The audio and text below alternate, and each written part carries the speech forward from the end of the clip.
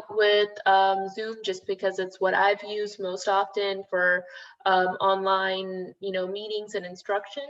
But I am open to using Teams. At the end of this week, I'll probably poll you guys in my other classes and see, just what you guys prefer, because ooh, that's weird. That was the live stream going there. Anyway, all that to say, I'll do whatever you guys seem to have a preference for and what works best for you guys. So let's go ahead and get started here. All right.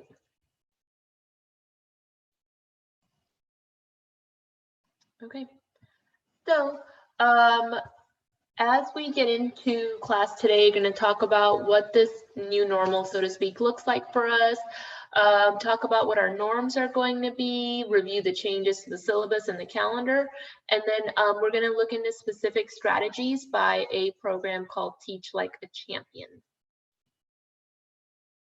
So my goals as your instructor, when we were first tasked with, we were first told that, we're going to be switching to online instruction, and I started planning for it for you guys. And, at first I was like, okay, I need to make sure that, have the best possible online instruction possible, and try to model these great strategies. And while all of that is still true and is still the case, what I realized probably the best thing that I can model for you guys is showing empathy to your students when circumstances come up that are beyond yours or beyond the student's control.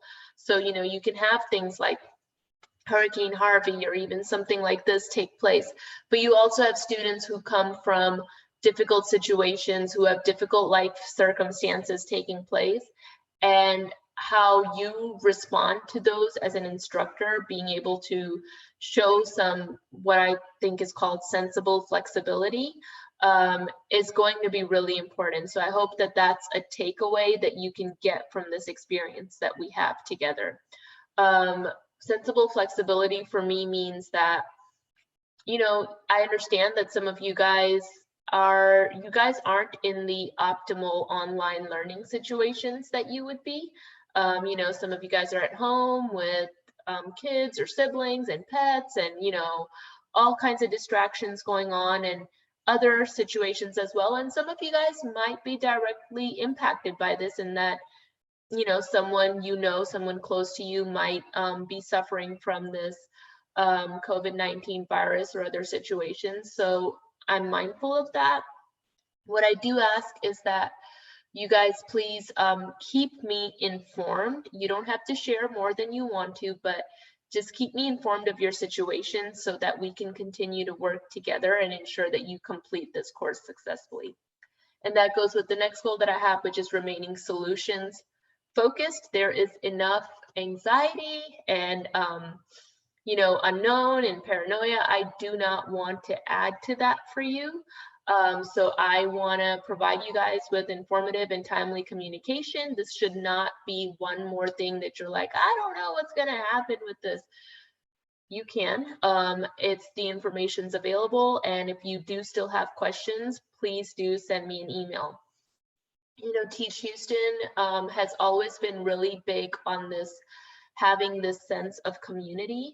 When I joined Teach Houston, when it first started, this is like 2007, there were only like 8 of us, but we were all really close. And that tight-knit community feeling is something that Teach Houston has been able to keep going and cultivate for every group of students that comes through. And so I want that to be true for our class as well, in that we can all be a support system for each other. And that starts with me, and I'm aware of that. So just wanted to share with you guys what my goals are as we transition to this new form of instruction. And so unless I tell you otherwise, we are going to continue to use Zoom. Like I said, I'm going to see, what works better for you guys, Zoom or Teams. And if we need to, we'll switch. But for the time being, we're using Zoom. All the recordings are going to be posted on Blackboard. All communication will be done by email or Blackboard announcements. So if you've muted your Blackboard announcements, now is a good time to unmute those so that you can continue to get that communication. Okay, so want to talk about some etiquette for online learning. And this applies to you guys as students, but also to you guys as future teachers. You might teach an online class at some point. And so I wanted to talk about us establishing our norms for this. So one norm that I've given you guys is that I want you to use the chat only for questions, and I want you to use the raise hand function when we have discussions. So let's model that out. Can you guys raise your hand on Zoom and share with me some other norms we should have for our online learning experience? All right, Sabrina, go ahead and unmute yourself. I feel like for our norms, it actually wasn't to suggest to do it. I was just wondering why exactly we were going to kind of run into, I guess, sharing about things at the beginning. I know that I guess it's more efficient in classroom, but I guess here, I don't know if that is the more efficient way because there's so much more to cover and I feel like might be more questions. So you're saying that do a check-in at the end as opposed to at the start? Yeah, at the end. Yeah. Or I mean, maybe that for me was more, I don't know, made more sense to me. Okay, yeah. So I think that's a really good suggestion. So for this first time, as folks were coming in, I just kind of wanted to check in with you guys in that meantime. But generally, we will, if time permits, do a check-in sort of at the end. And like I said, keep your questions coming in the chat, but I'll also stop at certain points and let you guys ask questions then. Yeah. So that's a really good suggestion. What else? Any other norms that you guys can think of for online learning?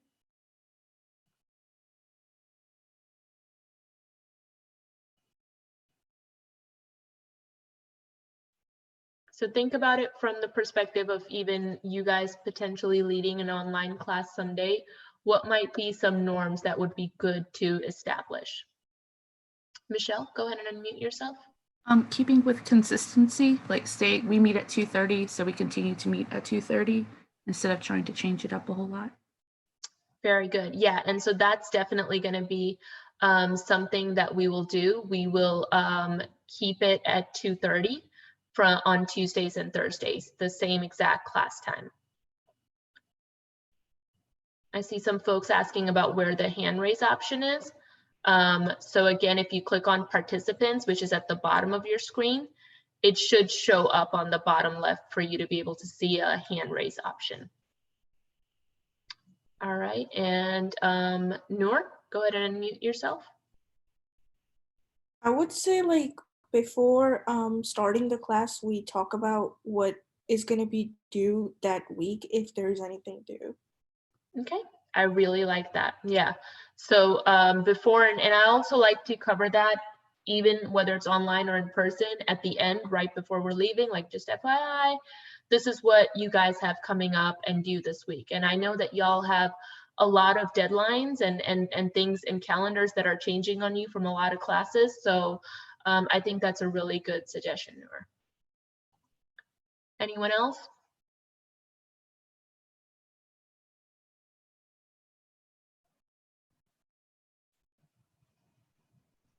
Lindsay, go ahead.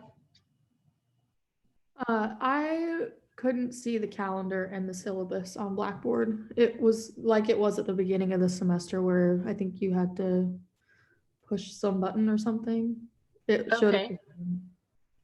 Okay, that's really good to know. So I'm actually at a point in our class, I am actually going to go onto your Blackboard, share the screen. So at that point, I'll also make sure that the settings are what they need to be for you guys to be able to access it, and y'all can just check it live during class and let me know if that works. Cool. Thank you.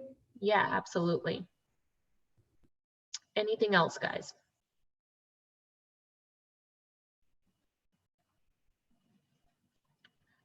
So one other norm or request that I have for you guys is, you know, we want to still feel that in-person connection as much as we can while learning online.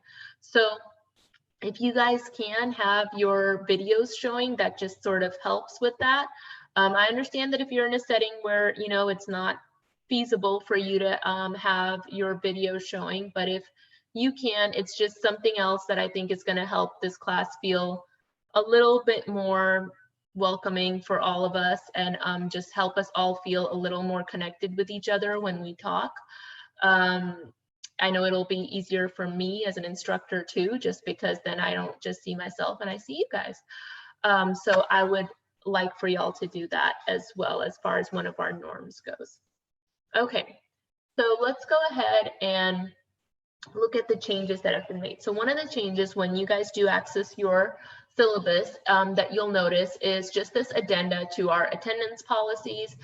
Flexibility will be provided on attendance and due dates provided the situation and timely communication. So I just cannot stress that enough, guys. Whatever's going on, if you feel like you're not going to be able to get to something or you won't be able to make it to class, please let me know what's going on, and then flexibility will be provided for that. And Blackboard is going to be the main place where all your assignments will be posted, where all your assignments will be submitted. That's going to continue to be our hub. So these are the changes that have been made to your calendar, and this is what is and will be available to you on Blackboard. So if you notice this week, there are no deadlines for you. I want this week to still be a week where we transition into everything. I didn't want you guys to have to worry about getting something turned in like within the next 24 or 48 hours. So this week there isn't anything due. Starting next week, we're going to start working on our, and I say teach two, and that's because you guys did come up with a mock lesson plan draft before we had left for spring break. So we are going to start going into our lesson planning guide and our observations. And I'm going to talk to you guys about how we will be doing that, because as I've mentioned to you before, you're not going into the school setting for the rest of the semester, right? It's for the biggest reason schools aren't open, but even though schools might open towards mid-end April, potentially, it's still not going to be a best situation for you to be able to step in as a visitor at that point. So I've come up with, myself and the program has come up with some other options that we're going to use for you to be able to do your teaching experiences. And then outside of your observations and your teach assignments, your professional task log is going to be due at the end of the semester. So if you guys are signed up for emails from the society, you should have received an email from Benito about what types of professional developments. They're doing a lot of professional developments online. I think I told you guys I really only want you guys to have 2. And so if you weren't able to get a community service in, that's okay. If you have 2 professional developments, that's fine. At this point, I don't expect you guys to come up with ways to find community service opportunities. Delton, did you have a question? I see your hand raised. Where do we access on the professional developments that are going to be online? That are going to be online? So I will go ahead and forward you guys their information again, but if y'all are signed up for the society emails, then you'll get it. It's also on their website. I will go ahead and forward all that information to you guys via email so that you have access to where their online PDs will be. And Michelle mentioned that it's also on the group me for Teach Houston.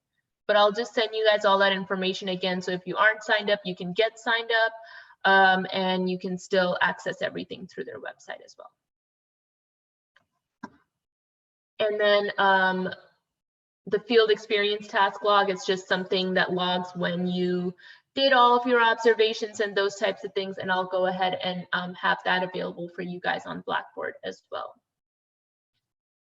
So talking about how we're going to do our field experiences. The way that you're going to do it, I'm going to start by talking about observations. The way that you're going to do your observations is essentially going to be, so everyone was able to do one observation in person. Some of you guys were able to get your observation 2 done in person as well. And if you did, that's great. If you didn't, I have videos of instruction that you're going to watch and answer prompt questions about. So you're still going to get to see classroom instructions take place, but it's going to be via video versus you actually being in a class in person. So let me go ahead at this point and share my screen to share the Blackboard page with you guys so that you can see what should be available to you. All right, so here's my Access UH, and then now I'm in Blackboard. Are you guys able to see the Blackboard screen? Just kind of give me a thumbs up if you're able to see it. Awesome. All right, so you see my millions of courses, and there are you. And okay, so first thing that I want to figure out is why y'all don't see your syllabus and calendar posted.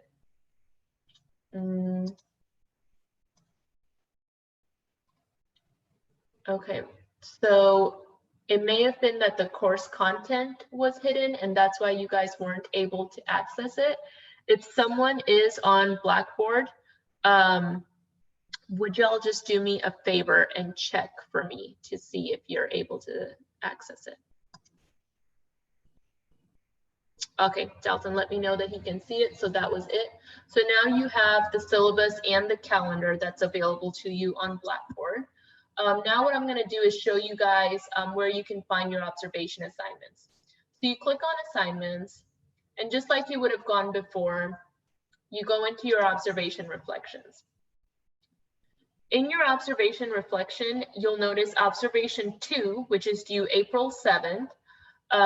There are 2 videos. It says complete 60 minutes of observation. So you've got 3 different videos over here. I essentially just want you to complete an hour-long observation. So there is one lesson that's 90 minutes, one lesson that's 120 minutes, one that's 40 minutes.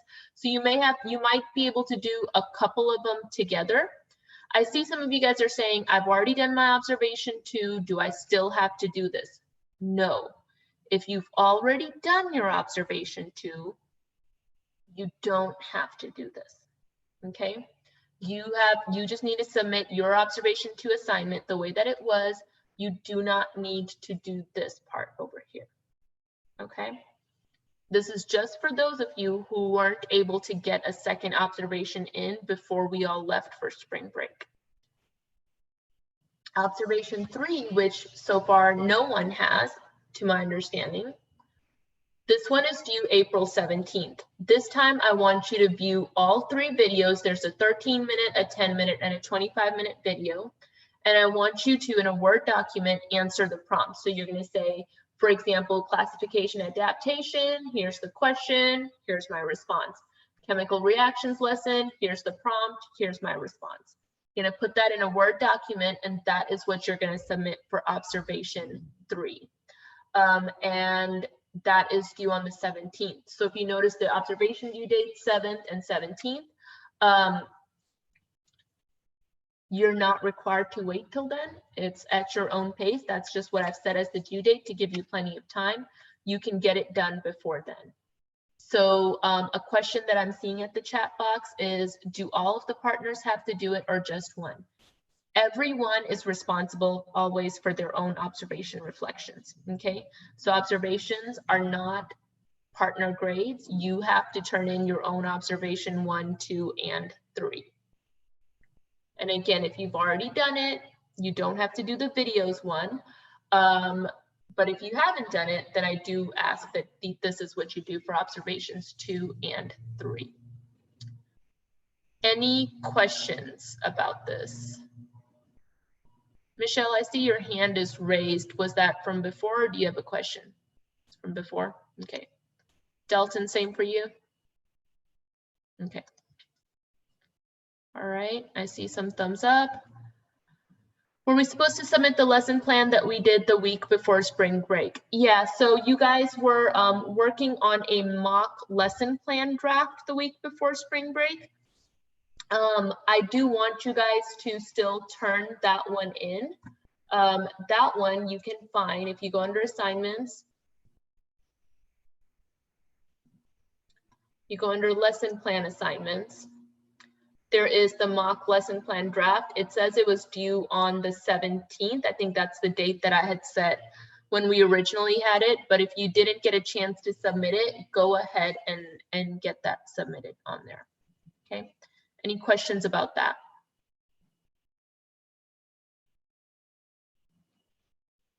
Okay. So then the next thing that we're going to have is our lesson plan draft and planning guides. And that's what we're going to really start getting into from Thursday. And this new lesson, so some of you guys may have been able to get a topic from your teacher. You're welcome to use that. But if you weren't able to get a topic, you're going to get to choose, just like you did for your mock lesson plan, you're going to get to choose your topic for this upcoming teach. And it's still going to need to be within your content and grade level area. So for example, if I had assigned to you 7th grade science, I want you to stick to that grade level and those TEKs, okay? Just for some consistency with that. I'm going to give you guys on Thursday, we're going to talk about it in a lot more detail, and I'm going to give you guys a menu essentially of some options that you can use as you're designing your lesson plan. One of the options that you'll have is that your lesson plan, you know, we always want to bring in relevance for student about things that are going on. So one option you'll have is that you can bring in current events that are going on with COVID-19 in your instructions. So if your instructions on exponential growth, if your instructions on viruses, there might be some easy connections that you can bring in to stuff that's going on. I say that as an option because I don't want you guys to have to think about this stuff more than you already are thinking about it, I'm sure. So if you're like, I have talked about this virus and thought about it as much as I can, I want this assignment to distract me from all of that, no problem. You don't have to design a lesson plan around it. But if you're, you know, thinking and there's something that's coming to mind, or you're like, you know, this would be a really cool way to teach this concept, sure, more power to you. Use that for your creativity. And what I would also like to do is ultimately share some of these lessons that you guys are coming up with as well, because there are a lot of teachers and parents who are looking for lesson plans and instructional resources, and some of the stuff that you guys come up with is going to be really helpful. One thing that I want to show you guys with that in mind is what our final assignment is going to be for this class, our final project, so to speak. So when you go under Teach Reflections, we have our final reflection project in here.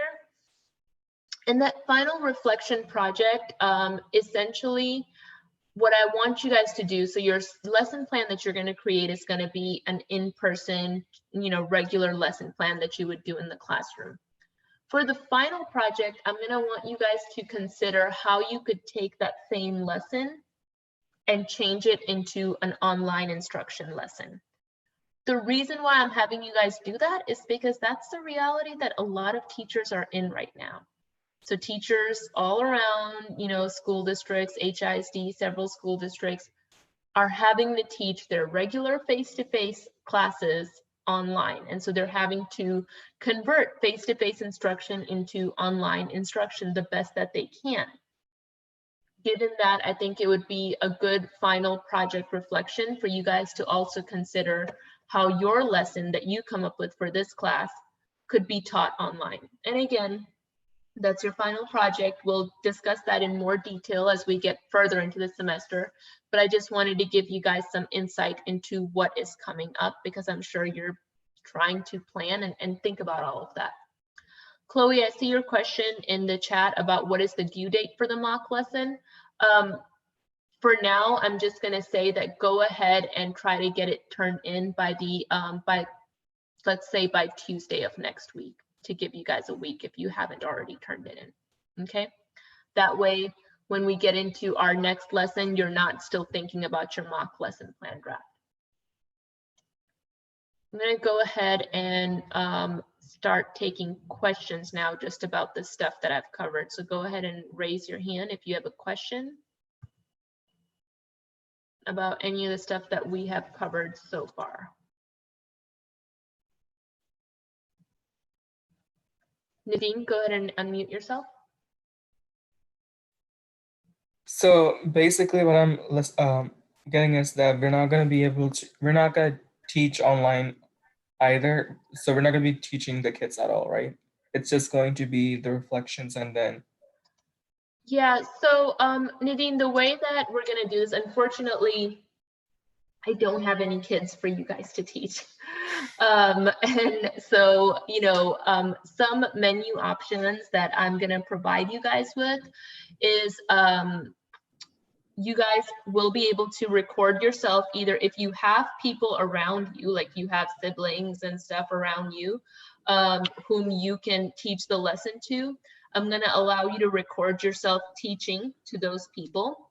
The other option is going to be that we're going to break out into like small groups on Zoom, and you can invite people to your teach on Zoom as well. So if you have friends and you know, not that if you have friends, if your friends are available and willing to come to your online lesson, which I think they might, because what is anyone doing right now anyway, you can go ahead and invite them to your teach, and that way you'll have some participants and you'll be able to teach your lesson going through it on Zoom. Of course, I understand you won't be able to hand out materials and, you know, do things like that. So we'll have to do some improvisations, but that's another option that I'm going to have available for you guys as well. So either record yourself teaching to someone in person, if you have participants around you in person who you can somehow get to sit down through a lesson, or we're going to have options available for Zoom teachings as well for you to do your teach experience. So you will have participants. I don't want it to be where you're just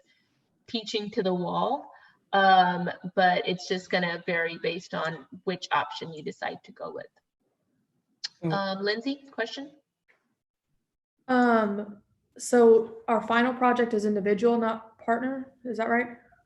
Correct. Okay. And then the other question I had is, do both of the partners turn in the mock lesson plan? Yes. Okay, cool. Yeah, absolutely. Thank you. Yeah. And for this upcoming teach as well, Lindsay, the thing about you guys working with partners to create your lessons is that it works well when you are in the same room and you are able to collaborate with each other, but it is really difficult to do it when we are all on our own separate placements. So one of your menu options for your teach is going to include you guys having the option to teach your lesson individually. Okay, you'll still be able to, you know, contact your partner by email and you guys collaborate in that way, but I want to give you guys the option, that way you don't have that additional stressor of how am I going to co-teach in an online environment. That's really hard to do. So I'm going to give you guys that option of, you know, you can still work on your lesson plans together, but you'll be able to teach individually. And then I saw some questions on the chat about the professional development, and thank you, Sabrina, for answering that. The email that Benito sent from the society last week, there are instructions on how you can email them to get the signature. So I'll forward that email to you guys again, so you have that information. So I think I've answered Nadine and Dalton's questions. Does anyone else have a question?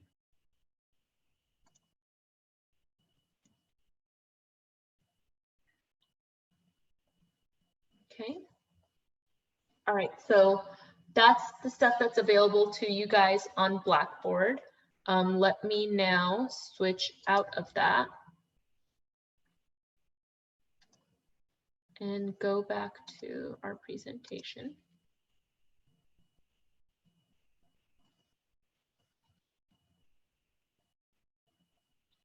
Okay, so now that we've covered, you know, some of the changes that are taking place in the course, we're gonna go ahead and get into what our activity for the day is going to be.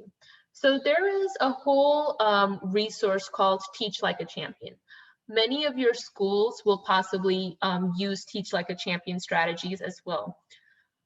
You don't have to necessarily adopt Teach Like a Champion all the way, but there are some really, really good common denominator strategies that they have. And what we're going to do today is we're going to go ahead and look at least 5 of their various strategies that they have available. So in a moment, what I'm going to do is I am going to place you guys in breakout groups on Blackboard. So I'm going to set you up in groups. You'll immediately be placed automatically into another room with your new partners. And I'm going to give you guys a link that's going to open up a Google folder where you'll be able to access articles for each of these different strategies. What I'm going to want you guys to do is to read over the article with your partners, and then what you're going to do is come up with a way where you are going to present the information to your classmates when we all come back together. This is a lot like what we would do in class, where we break out in groups and I sort of give each of you guys a different piece of the puzzle and we all come together and put the whole puzzle together. So what you guys are going to be able to do is you're going to be able to, so say you're in breakout group number 1 where you're talking about strategy 100%. You guys can create a slide about explaining it. You'll have whiteboard access as well, so you can write things on the whiteboard. You can share your screen if you guys do a slide to share it with the class. And then I'm going to give you guys about 15 to 20 minutes to work on this. And then when we come back together, you'll be able to do your presentations. So before we break out into our groups, any questions about that?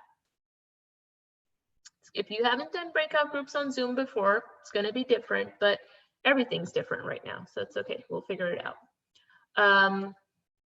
Let me share something with you guys before we get into this.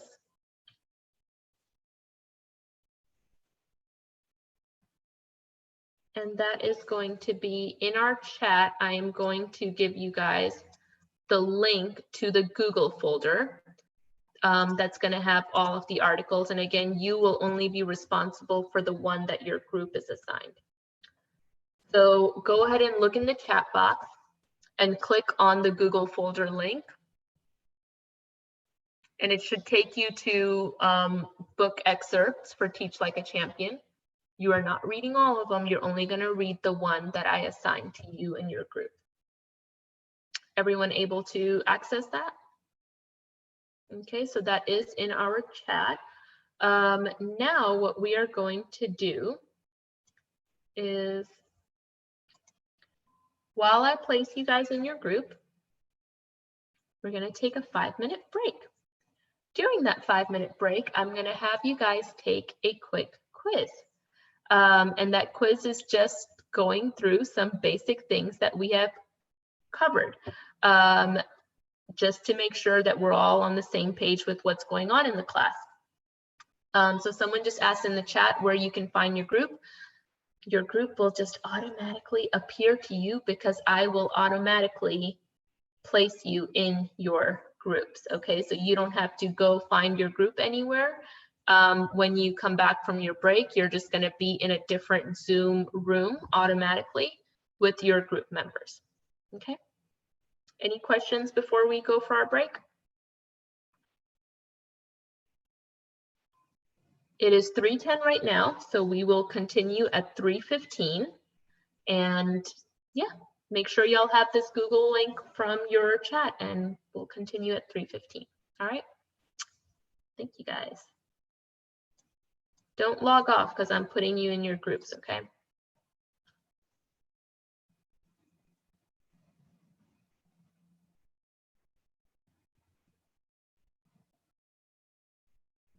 The quiz isn't opening up for the quiz. Has anyone else been able to access the quiz link? Oh, that's weird.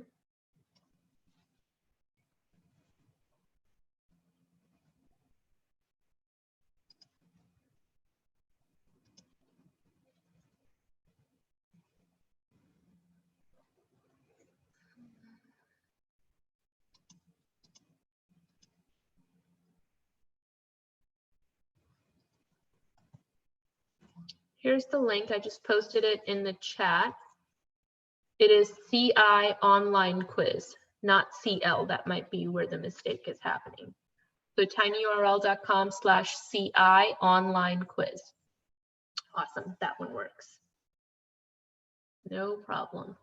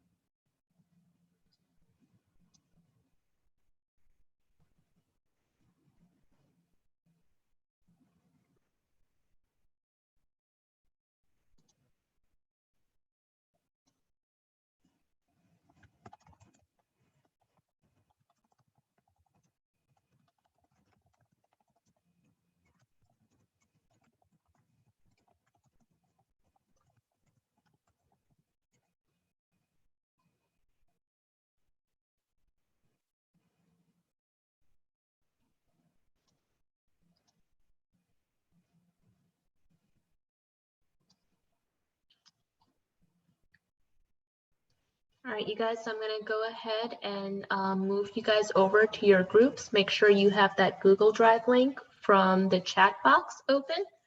And when you go to your group, your title for your group will let you know which article you need to pull up and start going through and discussing with your partners. And then when we come back, right now I'm going to say we'll come back at 3:30. So you'll have 15 minutes and we'll see if you need more time. And then we're going to go ahead and have you guys present the information. Okay.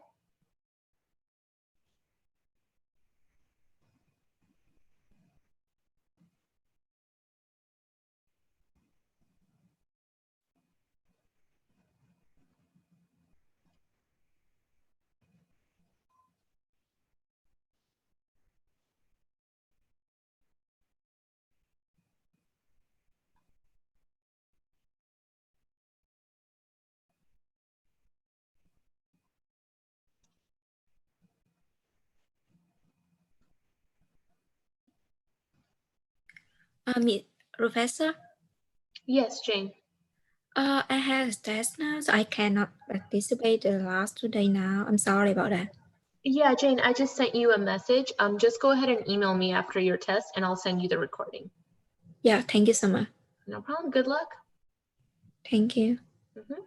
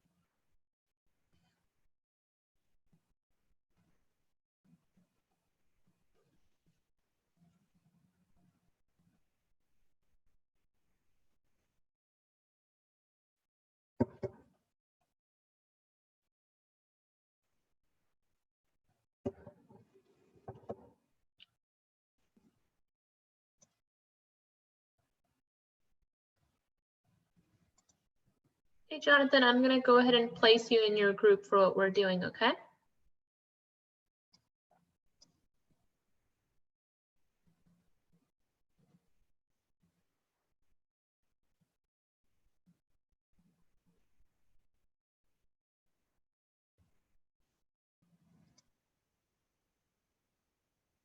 Circumstances. You know, I've got my daughter and she's totally unaware of everything and super happy that there's people around all the time. Just as of Friday, my husband started working from home. So now I have a coworker, you guys. And that is interesting. I was getting kind of used to having my own office to myself. So that's not the case anymore, but we're good. So no, everything's going well for me. I'm just really happy to see you guys and just have that interaction with you guys again, and hope y'all are doing well too. Rachel? Yeah, I just had a question, I guess, about the advising. I had my NSM UHM4 advising already. Were we supposed to, is it required to have an advising appointment for Teach Houston, or? It's highly encouraged because your UHN4 advising did not cover Teach Houston, I assume. And we have an NSM Teach Houston advisor, Dr. Shields. So she can advise you quite a bit on your NSM courses as well, but with the addition of Teach Houston in there. So it's a really, I guess, tailored to you type of advising that you need to have. And honestly, Dr. Shields is awesome. Like, students go to her like, I don't know how I'm gonna do this and this and this, and then I don't know, she just does like this whole thing on her computer and like everyone's life's figured out. So that's always nice. I would definitely encourage you guys to go to her, which isn't really possible, so I'm catching myself as I say that. But I do plan to have her. I was gonna have her come after spring break and like come to our class and talk to you guys, but now I'm gonna have her come to our Zoom room and talk to you guys and answer questions via Zoom for y'all as well. Okay. So if I did want to have just a meeting with her, I would have to email her, kind of thing. There's no. You would have to email her and set up a Zoom meeting, okay. Probably. Absolutely. Yeah. Lindsay? That was my question. That was your question? Okay, Yep, good thank you. deal. I also wanted to make sure y'all saw the scholarships email. Okay. Scholarships are super duper important. We are still doing them, so please get those submitted. There are 2 applications. There's a Teach Houston one that has like 4 or 5 different scholarships on there, and then there's an NSM STEM one. That NSM STEM one, you guys, there are a ton of Teach Houston students who've gotten that scholarship in the past. So apply for both of them. Okay, you guys are eligible for all. Apply for them. And if you have questions, let me know. Nadine, did you still have a question? For the letter rec for STEM, the NSM the STEM one, yeah. does it have to be from a teacher, or is it says like preferably? Yeah, so preferably it is someone who's been a professor of yours, and I'm just gonna say this, you guys are all awesome, so if you need a reference for that, put me down, okay? I will gladly recommend any of you guys for that scholarship, and in the past I've written like, I don't know, like 50, 60 letters for that scholarship for Teach Houston students, so just put me down as a reference if you need someone for that, okay? Any other questions, you guys? How was this Zoom formatting for y'all? See a thumbs up, couple of thumbs ups. Okay, so like I said, I'm gonna poll y'all on Thursday and see if you guys prefer to stick with this or if you guys want to switch to Teams, which you're using in your other classes, and just keep giving me feedback on that as y'all have it. Outside of that, you guys doing okay? Yeah, y'all Yes. doing okay with your other classes too? What's that? It's going. It's going. Yeah. How are you guys doing your labs? Or have they not told you? Well, we are supposed to have one yesterday, and then my TA just totally she didn't even show up. So I don't know. Oh, wow. Okay. Our labs are all like, we have a YouTube video and we get to watch the labs being done, and then we have to submit a lab report on the labs being done. That's so wild. Yeah, that's like the one thing someone mentioned in my CI class, and I was like, I did not think about labs. I have no idea how they would transfer everything to online learning. Yeah, that is tough. But it was good to see you guys today. I won't keep y'all too long. I know you guys, well, you guys have nowhere to go, I assume. But maybe you have things to do. I don't know. But it was really good to see y'all. If you guys want to stick around, if you still have more questions, I'll stay back for a little bit longer. But if not, then I will see you guys on Thursday. All right. Thank y'all. If you have questions, you can still stick around and I'll answer your questions, okay? Professor, I didn't come to the last class that we had, and we spoke about the mock lesson plan. Mm-hmm. And I was looking through it and looking to the draft, and it said source of lesson, list of appropriate takes. Are we gonna use the same one that we got in the class? Like we had physical and chemical change. Yeah, you're using that same one that you already did the objectives and evaluation questions for, and you already designed an engagement for. Yeah. Oh, so you we're just want to work with your same partner, and you're just extending on that lesson. Okay. All right. Okay, that was it. Okay. Thank you.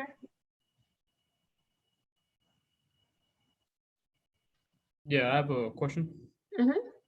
So you mentioned earlier about going into the science and the math classroom. What exactly? I'm sorry, repeat that again. Like after this course, you go into like two separate courses, the science and the math one. Is that what's next after this class? Or? Yeah, so classroom interactions is your next field-based class after this one, and you choose. You either take the science section or the math section, depending on your specialization. Okay. Yeah. Mm-hmm. And if you're computer science, then you can go into either. Have you taken Knowing and Learning yet, Jonathan? No. No? Okay, so that would also be the next course that you would need to take. Should I take both of them at the same time, or can I? You can, so that's an option that you have, because you would want to, it all depends on when you're trying to graduate, how many semesters you have left, but you definitely want to, if you're taking classroom interactions, then you want to take Knowing and Learning with it as well. Yeah.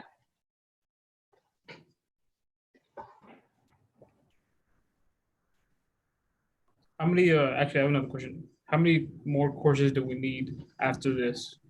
Yeah, so at the moment you need classroom interactions, then you have multiple teaching strategies. So those are your 2 high school field-based courses. You also have Knowing and Learning. And you also have another course that's Perspectives. So you essentially have about 4 more courses that you would take. And so it all depends if you have 2 semesters, 3 semesters, and then keep in mind the last semester you do student teaching. Can I take some of these courses during the summer? We don't offer summer courses. Yeah, I know. We have in the past, but we just didn't get a lot of students who signed up or seemed to need it. So we just haven't offered summer courses. Yeah, I was asking because I'm a transfer student. So I just the Teach Houston program. And I came in as a junior, like my first semester junior year. So that means I have like 3 semesters left. And so that's plenty of time. So what I would suggest you do, so if you have 3 semesters left, 3 like full course load semesters, Jonathan? Yeah, course load. Okay, so what, depending on how you can do it, you can do like knowing and learning next semester, then do your classroom interactions, and then do your multiple teaching strategies, and then add an extra semester to do your student teaching before you graduate. Student teaching requires you to be at a school site for 25 hours at least in a week. And so what that means is you could take like that one additional online class or that one lab that you had left, but you can't do student teaching plus like 12 hours of course load. So I'm able to graduate with my major, but I can still come back for another semester to finish the Teach Houston program, or? You wouldn't, we don't recommend that you graduate. We recommend that you just finish the Teach Houston program and then graduate after you finish the Teach Houston program. And a lot of that has to do with, we give scholarships during student teaching semester. And so when you are an undergrad, you're eligible for more scholarships through us. Okay. Yeah. Bye, Michelle. It was good to see you too. Any other questions, you guys? I have a question. So Yeah. going off again by the scholarships you were talking about, I couldn't find my cumulative GPA. So would I also put I don't know for that? Yeah, so if you don't have, because you're, it's because you're transfer, right, Okay, Frida? yes, correct. Yeah, so you can just put down transfer or don't know or whatever. I would say just put down transfer. Okay. And I also remember how you were talking about during orientation day for like transfers about how they're willing to pay for your education if you are going to be a teacher for sure. So I wanted to know more about that, like information wise. So there are a lot of scholarships that we have available. And so specifically there's a NOIS scholarship where you get like 5,000 or 6,000 a semester. And what that does is it requires you every time you take that scholarship, you have to commit to teaching for 1 year. So, and that can be teaching at any public school district in the Houston area or around Texas or even around the country. And so what that does is then it does add a commitment to you, but if you know you're going to teach for like 2 years or something, you know, it's definitely worth taking that scholarship versus taking out a loan. We do have other scholarships available as well.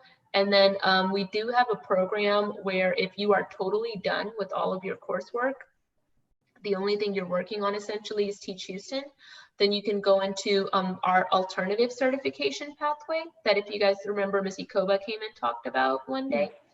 And that one is fully tuition and fees all covered. So Frida, do you still have courses left? I still have courses left, yeah. Yeah, so then I would say apply for our general scholarships. The ones you linked to us, correct? Okay. Yep. Got it, thank you. No problem, no problem. That was all. Okay, thank you. Doing okay, Frida? Yeah, I'm doing good. Just playing with my dogs and trying to get used to the online classes. Yeah, I hear you. It's strange. It really is, but well, it's an experience. Yeah. Jonathan and Mariam, are you guys doing okay? More time in your days. Oh, so much more time. It's great. Yeah. I understand that. That's good. And everything else is going good? Yeah, family's doing good. You get to see more of them, so that's nice. Yeah, that's really good. That's good. Well, guys, if you think of any more questions, just let me know. And if not, then I'll see you guys on Thursday. Right. Yeah, go ahead, Jonathan. How can I coordinate the Teach Houston with my actual degree? So like, which advisor should I go to? You need to go to Dr. Shields. Okay. Yeah, absolutely. So if you look on the teachhouston.uh.edu website, there's Dr. Shields' contact information. Send her an email and schedule an appointment with her. Let her know that you're a transfer student who's in the Intro to STEM class this semester. Okay. And I will get her to come and talk, ask her to come and talk to our class. All right. All right. Bye, you guys. Bye. Bye. Have a nice day. You too.